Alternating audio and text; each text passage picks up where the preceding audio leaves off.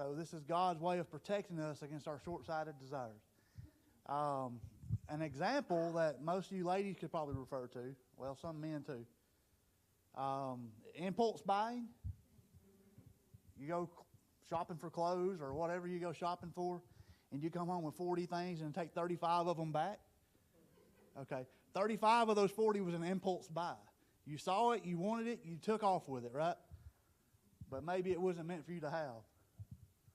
Okay, me, I go on Tackle Warehouse to get $30 worth of fishing stuff, and then $150 later I'm done and putting my card number in.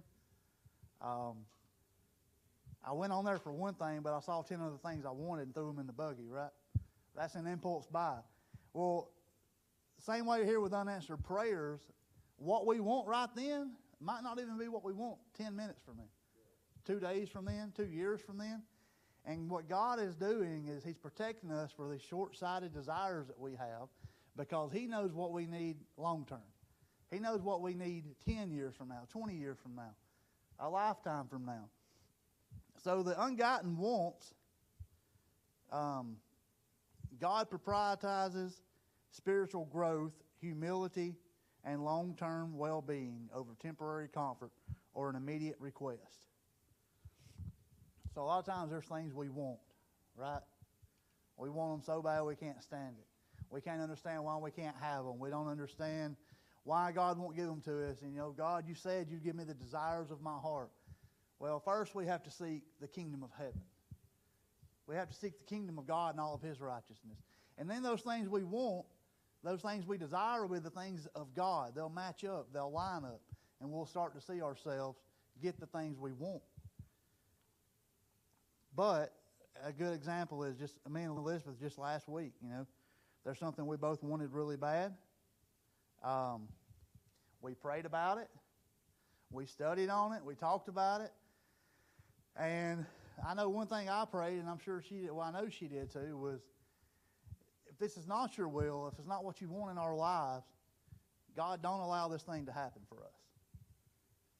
So when it began to not happen, what did I do as a human being, as a fleshly person? I got angry. I got a little mad, like, why can't I have this? Why is this not going through for me? Why can't it just happen? Why don't I ever get anything? Why do I keep pouring out these things I want and never getting anything back in return? And then the spiritual growth kicked in. And before the same hour was over, I was thanking God for not giving me what we both wanted. Because if you're walking your life, a spiritual walk, hand in hand with God, then you'll grow spiritually and you'll come to understand that, I didn't get what I wanted. But God, thank you for that, because if that's the case, there's a reason I don't know. There's a reason behind me not getting this thing that I want. There's a reason for you not answering this prayer. There's a reason for you not giving me everything I want in life. But a lot of people in this same circumstance, if they don't have God in their life, or maybe they have a form of godliness, but they deny the power thereof, these kind of things will cause them to completely just walk away. Well, I was a Christian, but I wanted this for years and years and years, and it never happened. So what did I do? I just took my toys and went and played somewhere else. Right? That's what we do. 2 Corinthians chapter 12, verses 7 through 10. Because there's people in the Bible too that went through these same things we go. You don't go through anything today that someone throughout the Bible or Jesus Himself has not gone through, been through, and conquered. So 12 and verse 7 says,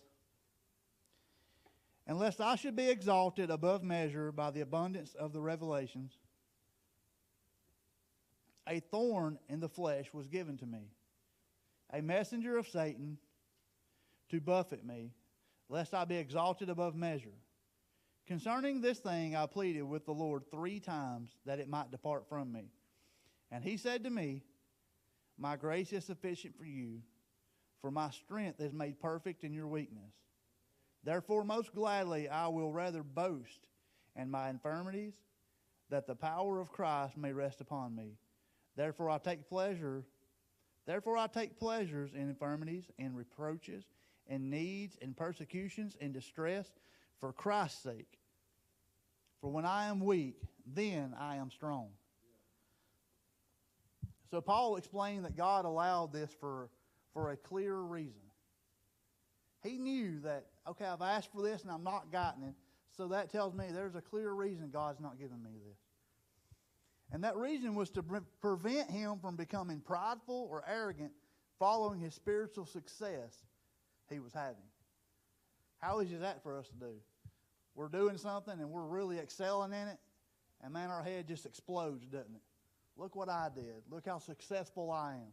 Look how much money that I've made. Look how many people like me. Look how many people follow me. Look how many people like my post.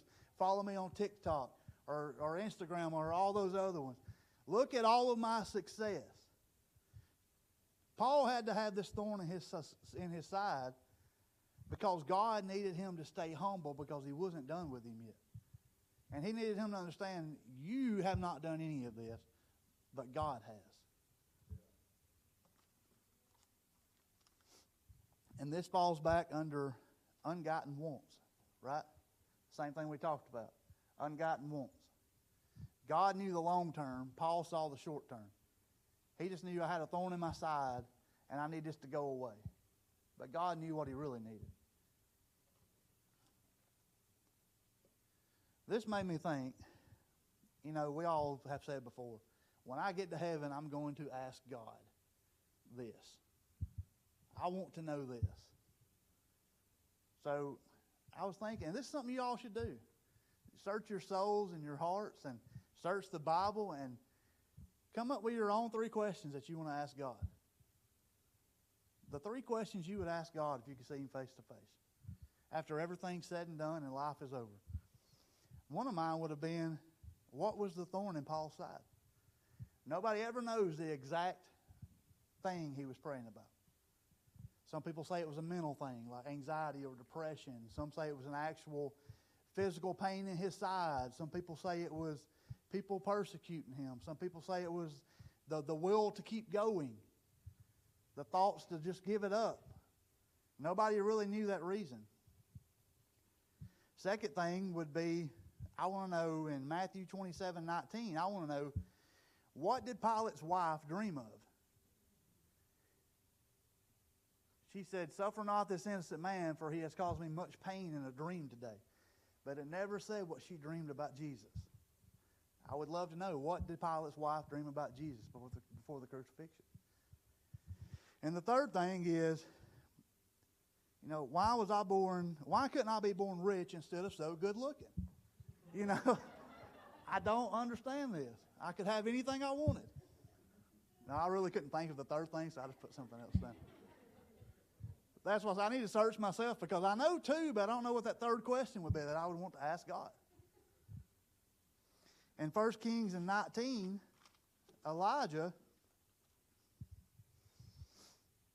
actually prayed for God to kill him.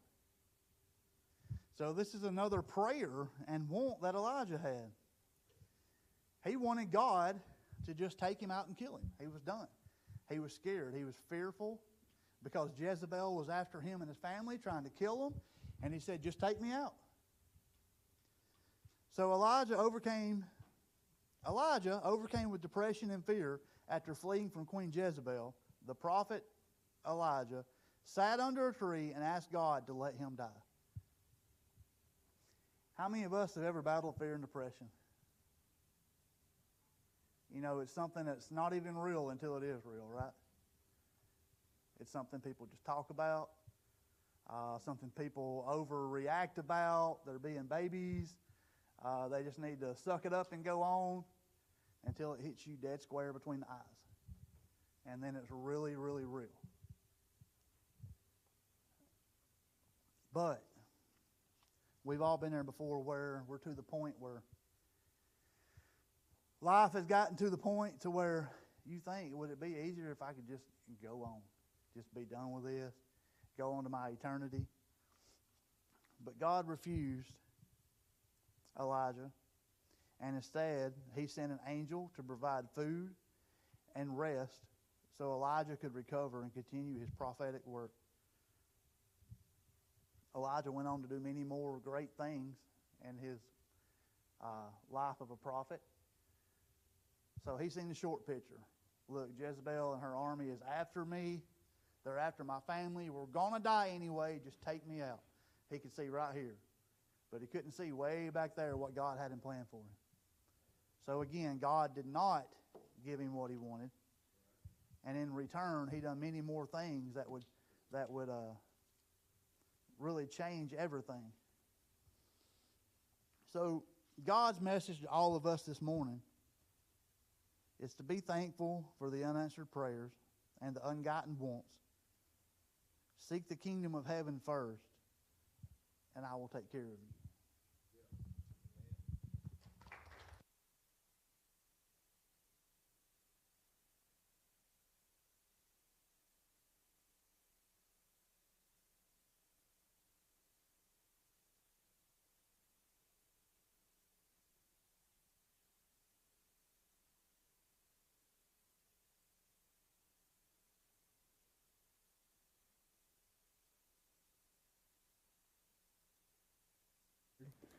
Y'all happy to be at church this morning? I know I am. Glad to see all of you here.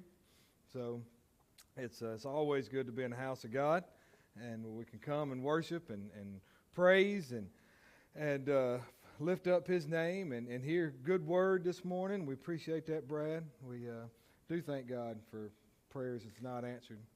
Every time I hear that, I go back and think of Garth Brooks. If you know, you know. You just think of that song. Don't start singing it during church, all right? Sorry, I didn't mean to plant that thought in your head. But it's we do thank Him for not giving us everything we want, because we've been in a lot of trouble, and that's for sure. But I hate that the ones that miss